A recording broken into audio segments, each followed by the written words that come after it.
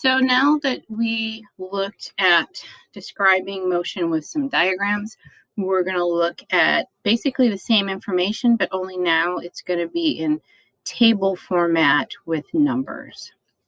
So if you turn to your green packet, page 14, you are going to have a page that says describing motion numerically.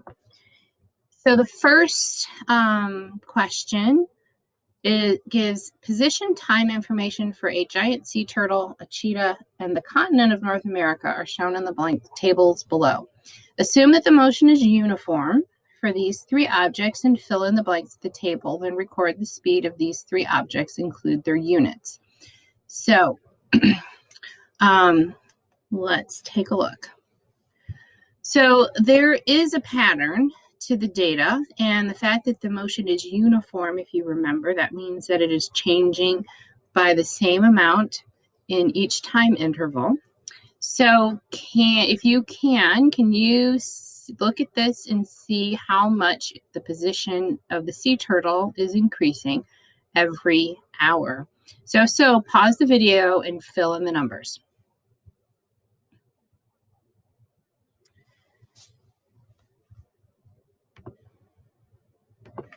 When you're done with that, do the same thing for the cheetah as well as the continent of North America. So then the next thing it asks us to do is to figure out the speed down here. And remember, that is the change in distance divided by the time. And you could take any of the positions at any time interval, subtract it from another time interval, and divide it by the total time of that interval. But I always find it easiest if I can go with dividing by 1.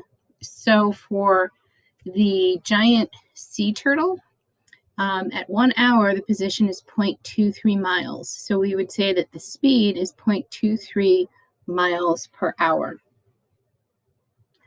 For the cheetah, if you filled this in correctly, you would have 25.0 here. And so at 1 second, the position would be 25 meters. And so your speed would be 25 meters per second. And for North America, you would end up with 1.00 centimeters here. So it would travel 1 centimeter in 1 year. So your speed would be 1 centimeter per year. So let's take a look at those numbers. So hopefully you have these. Note that the units that were on this answer key are incorrect. You want to use the units that are in your table here. So this should be miles per hour. This meters per second is correct. And this one should be centimeters per year. I need to make a note to fix that on the final key. So these aren't too bad. You could have picked a different time interval, and you could have done it all the way out to this 6-hour time frame. So it would have been 1.48 divided by 6, and you would have still gotten the same answer.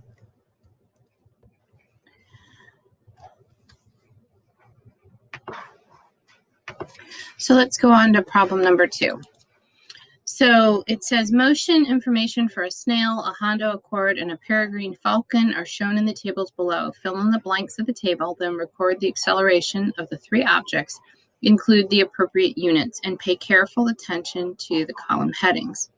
So this time we've got position in the first one, and again, it looks like it's going to be uniform motion, so you should be able to fill in the numbers in the information here. And in this one, we've got uniform motion again. Note that this time the numbers are velocity, so they have a direction because they're a vector. So we want to do the same thing and fill in all the rest of the data. And then in the third one, we also have velocity, so it has a direction, and you should be able to figure out what you're going to have in between these different time intervals. So if you fill in the table like you did for the other numbers, you should have this. So underneath, they're asking you to fill in the acceleration. So remember, acceleration equals change in velocity divided by time. And it needs a vector, so it's a vector, so it always needs direction. So the first one, the position change for each time interval is the same. So the speed is a constant. It's not speeding up, it's not slowing down. So what does that mean for the acceleration? For the second two, you can figure out the acceleration like we did before, because the total change in velocity at 1 second is the acceleration. So in this case, we've got 48 miles per hour east divided by 1 second. And in this case, we've got 36 meters per second down per second. So in this case, when you're doing your subtraction, it's going to be final minus initial, right? So when you take your final of 48 minus 60, you are going to end up with 48 minus 60, which is a negative 12, which means negative 12 east is going to be positive 12 west. And in this case, we've got 36 minus 0.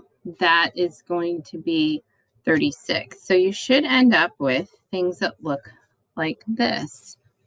For the first one, you've got 0 meters per second. This should be meters per second squared. The second one should be 12 miles per hour per second west, because it is the 48 minus 60. And it's east, you end up with a negative number. This one, we've got 36 meters per second squared down. All right, so let's go to the back. So now you should be able to do the back of the sheet as follow-up work. And if you don't recall from before, this PSYW is please show your work. So you're going to want to take a look at these the best that you can. If you get stuck, that's okay. I'll be going over the answers in the next video, but give it your best attempt.